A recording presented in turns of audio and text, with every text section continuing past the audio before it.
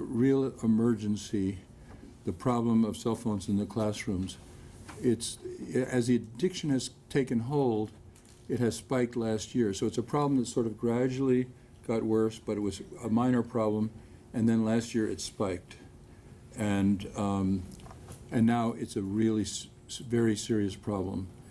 I would like all of you who are watching on television or listening on radio to imagine you're a teacher trying to teach a class and the students are scrolling on their cell phones. How would you feel? The students can't learn that way. It makes the teacher's life very difficult, and they already have heavy burdens. But it makes it that much more difficult to be constantly nagging on kids to putting their cell phones away. And at this point, the addiction has gotten so great that they don't do it, and you have to keep after them. And it's become the heroin of our time, and we really have to take strong action against it. Now, last year, I lobbied for a bill that would ban cell phones or make sure the cell phones are away for the day during the school day, away for the school day, away for the school day. That's the phrase. And the bill passed the legislature, and the governor vetoed the bill. And in my opinion, that was an irrational and irresponsible veto. And I asked those who are listening or watching on television to contact the governor's office and ask her, next year, if this bill passes again, please do not veto it, because this is a terrible problem in our schools. I have with me Mitchell Rutherford, a former teacher at Tucson Unified School District, who actually quit because he couldn't take it anymore dealing with the problem of cell phones in the class. Senator Shauna Bolick, who is a supporter of legislation along this line. Payson Governing Board member Susan Ward, who I'm grateful that she drove all this way. And the Apache Junction District Superintendent, Dr. Bob Papalardo, and I'm also grateful that he drove all this way. So we'll hear from them, and I may have a few more things to say at the end, and then we'll take your questions. So Mitchell is first.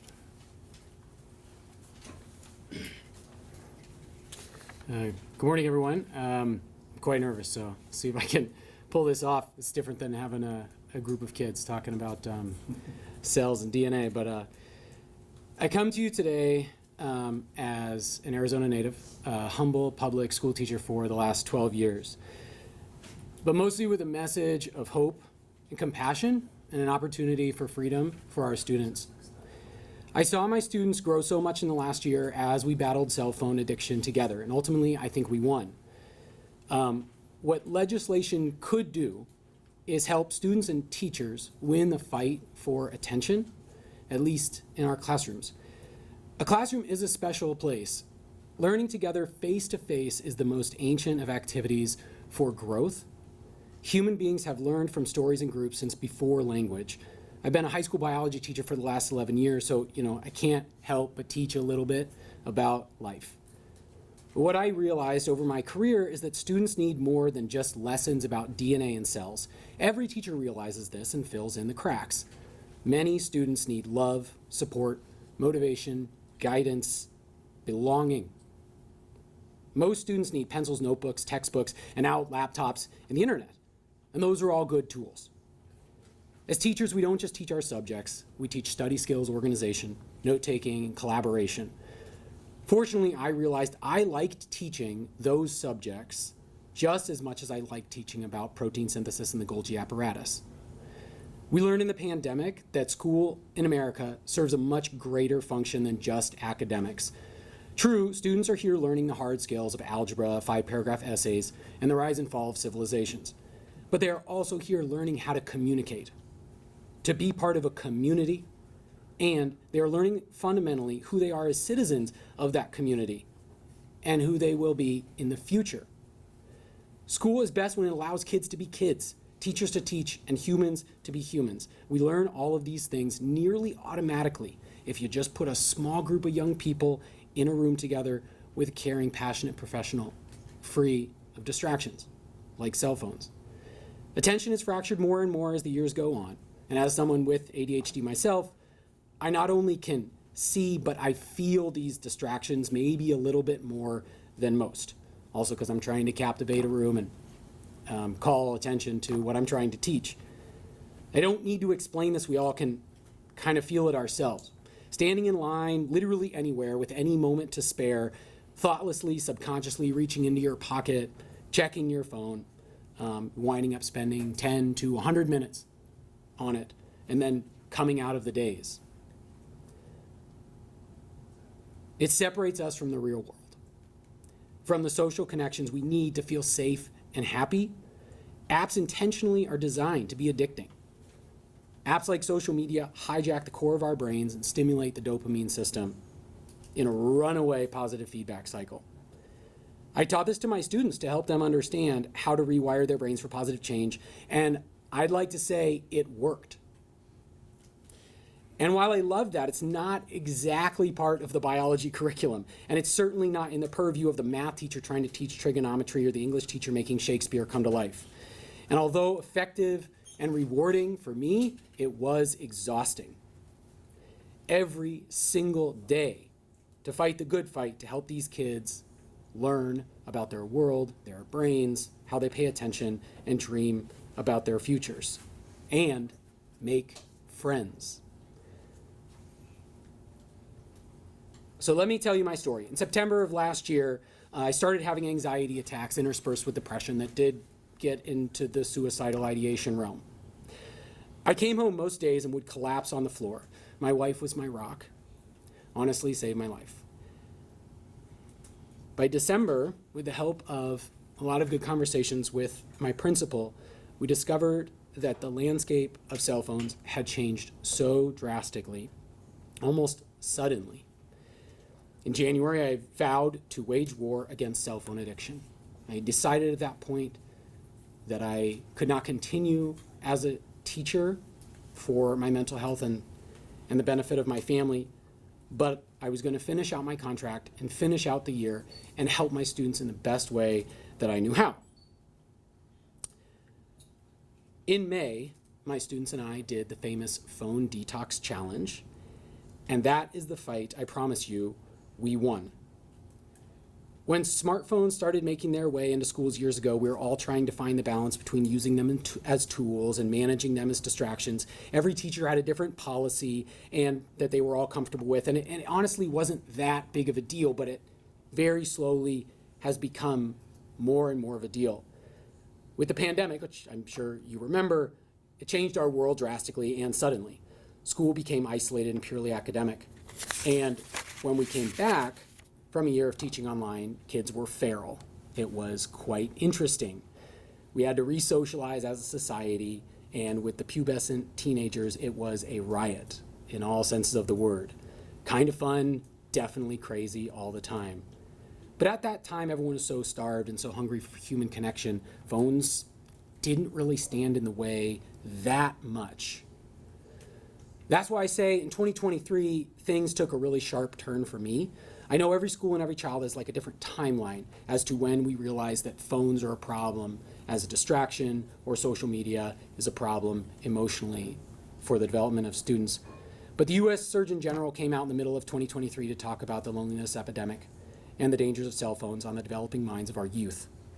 Suicide, mental health, therapy, depression, anxiety, loneliness. This is every single day with almost all of my students.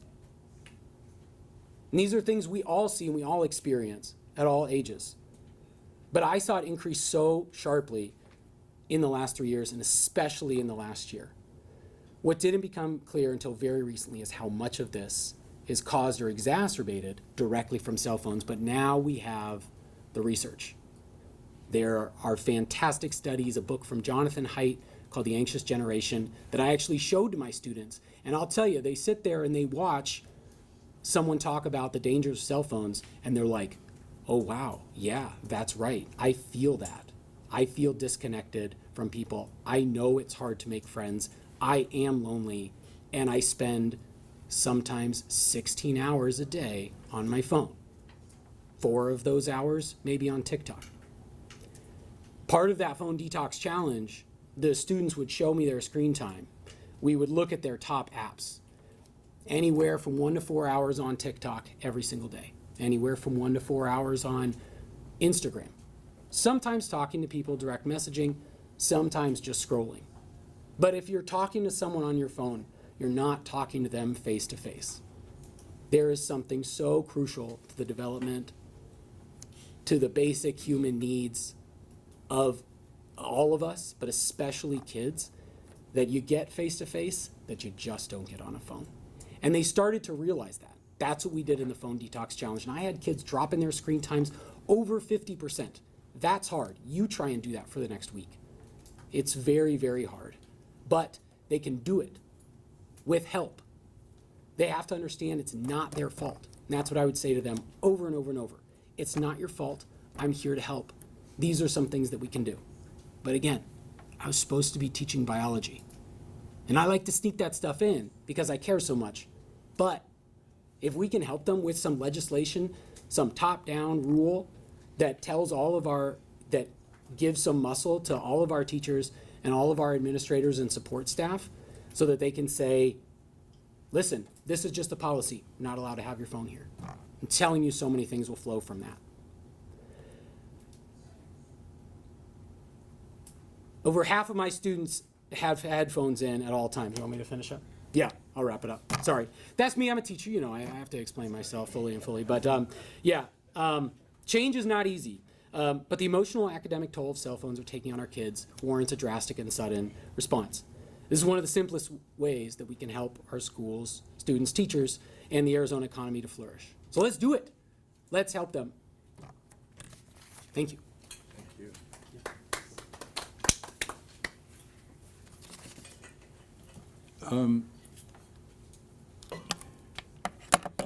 The next is Senator Shauna Bullock, who is a supporter of this type of legislation. Shauna? Well, good morning to everybody that's showed up and everybody online. My name is Shauna Bullock. I'm a state senator in District 2, and I can attest that cell phones are very damaging to our youth. I might not look it, but I have a 19, almost 20-year-old and a 22-year-old son, and we lived cell phone use in the schools. So my kids went to both district and charter schools over the years. Sometimes the one school would have a policy and others wouldn't. And sometimes you would notice that the kids had their phones out during the day. And in my opinion, as a parent, there's a good tool of a cell phone, but it's not during class time. I am going to be working with some schools in my district and some parents in my district during the interim to see what kind of solutions we can come up with. I did support Pingarelli's bill this past session that Superintendent Horne had suggested that we start looking at. If you want to reach out to my office, if you want to have some ideas, feel free to email me at sbolick, B-O-L-I-C-K, at azleg.gov. I always read through my emails and typically respond. If I don't respond immediately, you can always call my office. I don't have that number on top of my head. But I think we should pull together a task force, representatives, some teachers, some administrators, students, as well as parents, to make sure that we're all on the same page. I do like the put away method. My daughter's school, all through high school, they were allowed to have their cell phones out all the time. That did not distract her learning, but she is different from other students. My son's school, they had to put their cell phones from grades 5 through 12 in their locker during the day, and there were some fewer issues at that school. So obviously I'm a parent. My kids are grown now. But I would like to actually make sure that we're watching out for students who are in the classroom and also reducing cyberbullying. So those are some of the things that I'm going to be looking at to make sure that why are we going to do some sponsor of legislation as the teacher who unfortunately had to resign, Mitchell had to resign because he couldn't handle the cell phones in the classroom and it was making his students anxious. I think it's super important to have input from the teachers who are in the classrooms every single day who are dealing with this, and to the administrators who are having to deal with potential problems, student discipline and so forth. So I look forward to working with them and creating a task force. Thanks for being here. Thank you.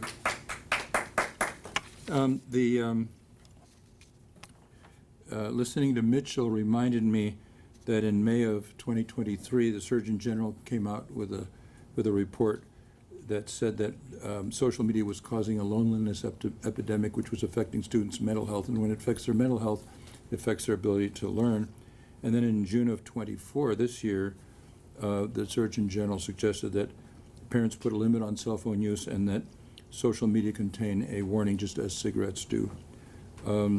Also, I want to thank Representative Pingarelli, who was unable to be here today, but she was the sponsor of the bill last year, and Senators Shope and Representative Gress, who couldn't be here today, but who also support this bill. So next we'll hear from Payson Governing Board member Susan Ward, who drove a long way to be here. Susan?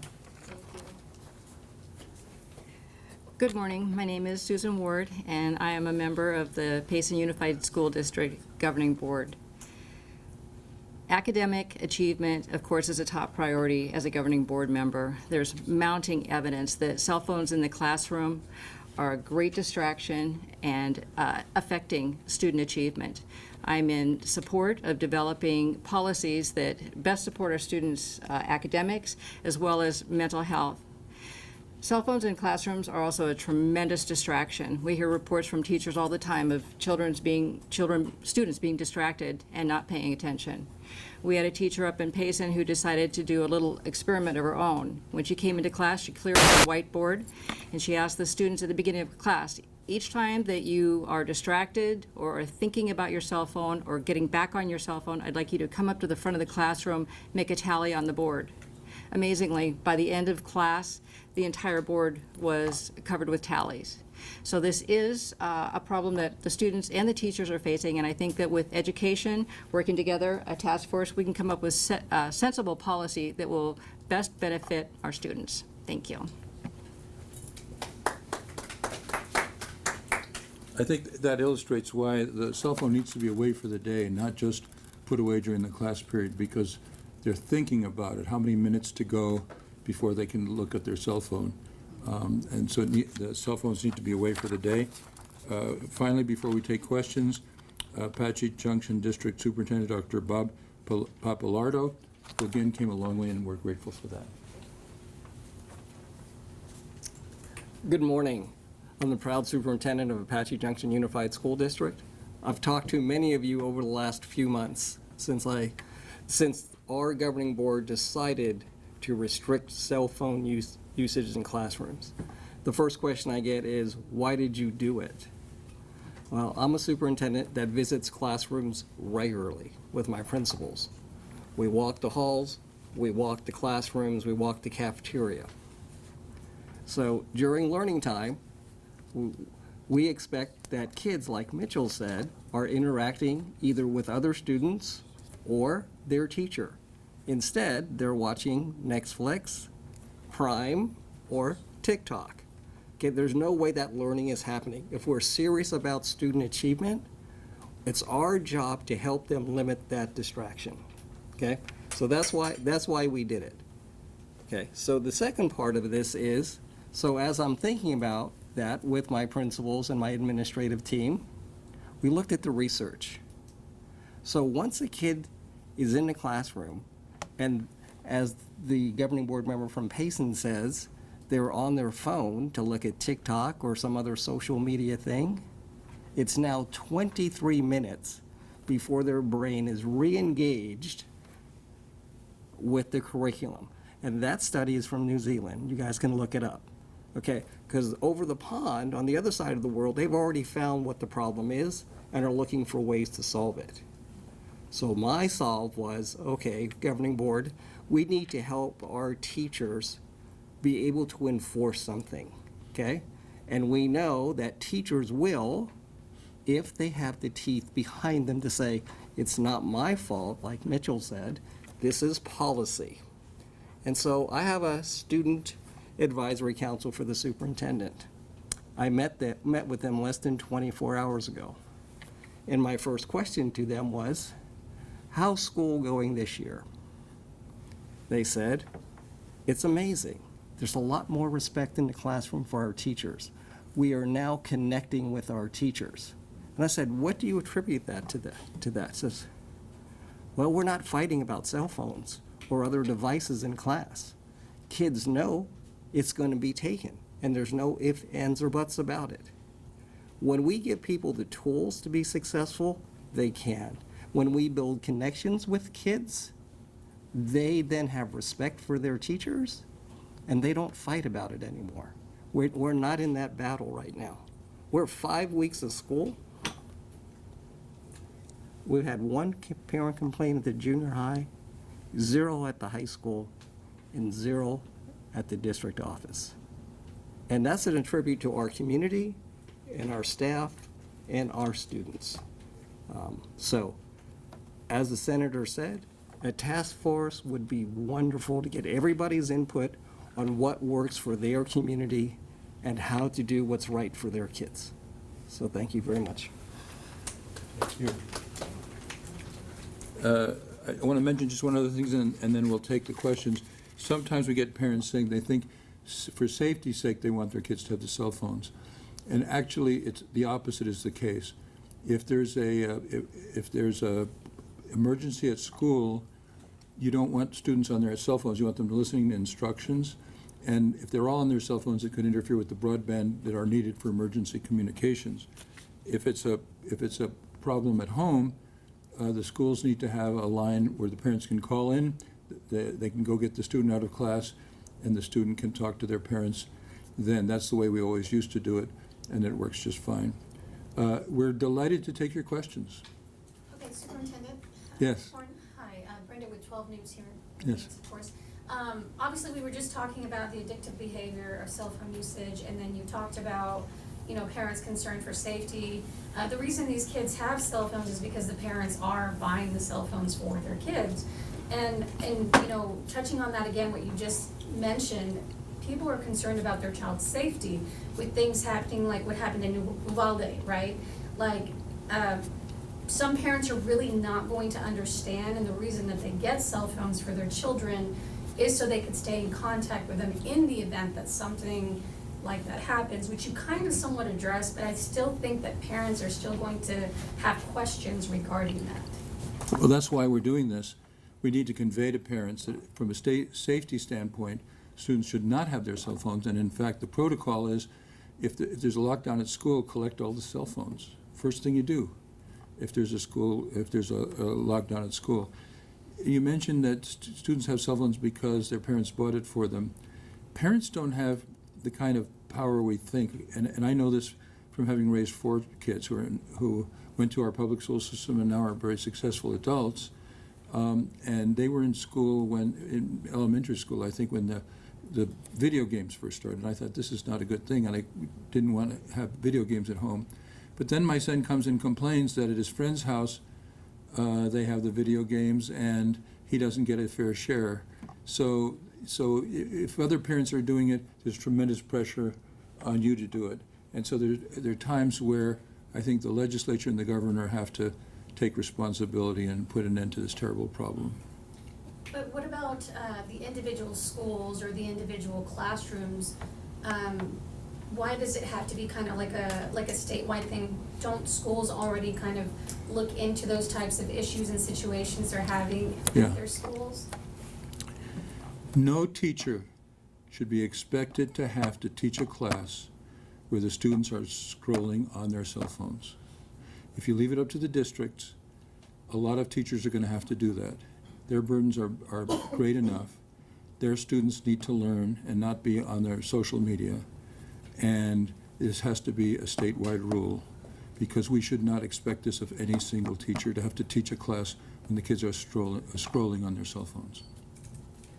Mr. Yes. Horne, News for Tucson here.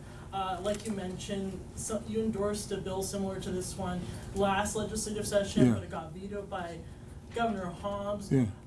What outcome do you think this is going to be this second time around? Because she could easily just veto it again. I know you're pushing for people to call her office, but will that make a difference? Of course it will. Politicians respond to the public. And that's one reason I'm grateful for all of you to be here. Because word gets out, people know they need to call the governor's office and tell her, don't veto it next time. Another question. Yeah. I also spoke with teachers in the Tucson area. Although some might not agree with some of your policies, a lot of them tell me that they do agree somewhat with the banning cell phones during class or throughout Right. the entire day, because they say students can just go to the office and call their parents during an emergency situation. Do you think this is a, non-political thing that everybody should agree on? Absolutely. And, I'm a bipartisan kind of guy, and I'm really glad we have this as a bipartisan issue, because it's not a party issue at all. No person, Republican, Democrat, Independent, or any other party, should think that a teacher should have to teach a class while the students are able to scroll on their cell phones. Superintendent? Yes. I might be jumping the gun here, but because it is another legislative session and it was vetoed last time, kind of following up to that, do you know of any changes or certain tweaks that could be expected to the bill, or legislation, or do you think it will be largely the same? Well, assuming Representative Pingarelli is the sponsor again, that'll be up to her. But my view is that because of what Susan Ward told us, that even if the students have to put the cell phone away during the class period, if they have it on their bodies, they're constantly thinking about it, and they're thinking, oh, how many minutes to go? 3 minutes to go before I can check my cell phone. It needs to be away for the school day, and so I will urge that it be changed in that respect, that it require that it be away for the school day. You made a few mentions of a task force, so are you in the process of creating a task force now, or where are you at there? We have not done that. I'll have to check with Representative Pingarelli, who was the sponsor of the bill last year. If she wants to do that, I will certainly participate. I have a question kind of Yeah. basing off of what 12 asked, reframing this. Local school districts and local school boards make their own policies.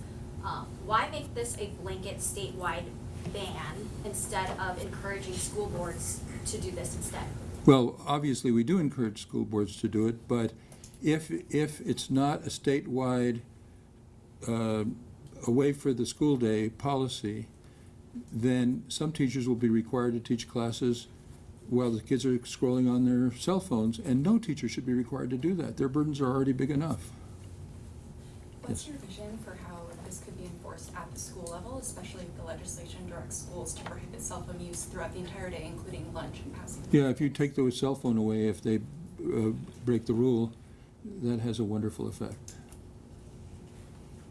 Anybody else? I have a question related to education, but not the cell phone usage.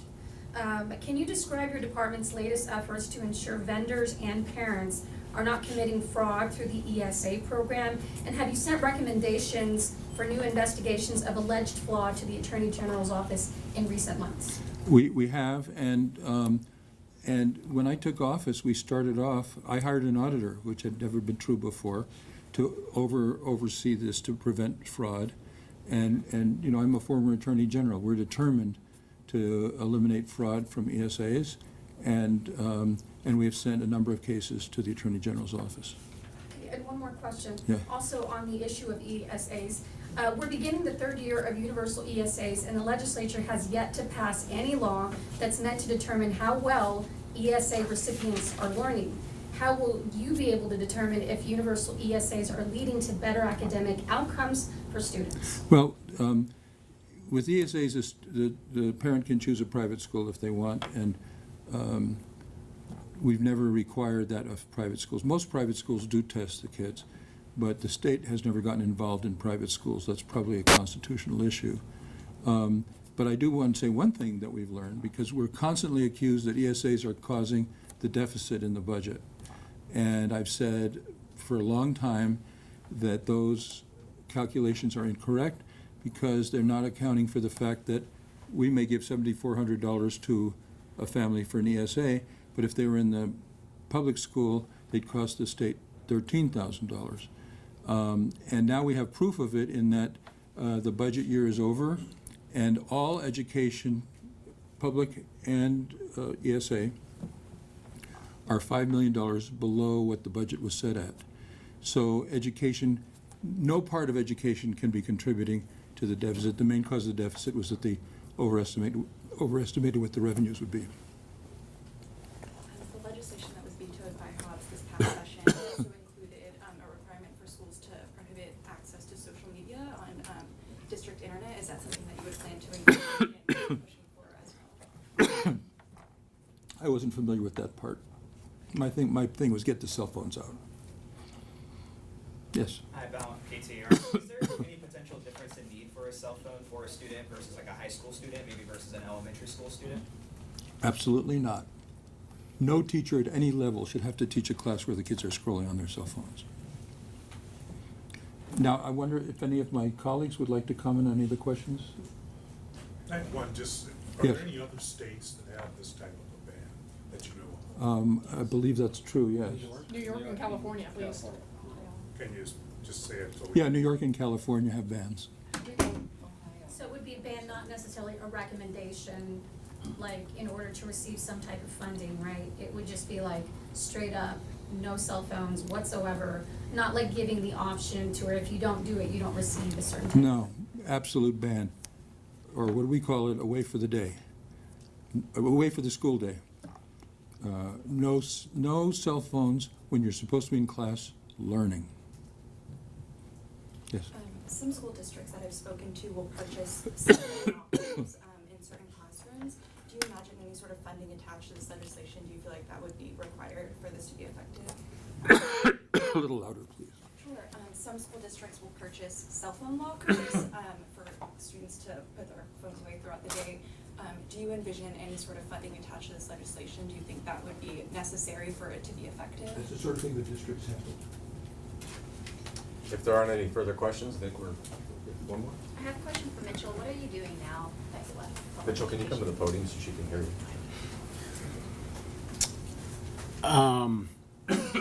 What am I doing now? We just welcomed my daughter into the world at the beginning of June, and I've been a father this summer, trying to figure out a way to help students and still contribute to the community, using my compassion for students and teaching in a way that is sustainable for me in maintaining my mental health. So I'm looking for positions that would kind of be like adjacent to teaching or like supporting students, still working within schools, because I still very much believe in public schools and the mission of schools and teachers. So last question for you.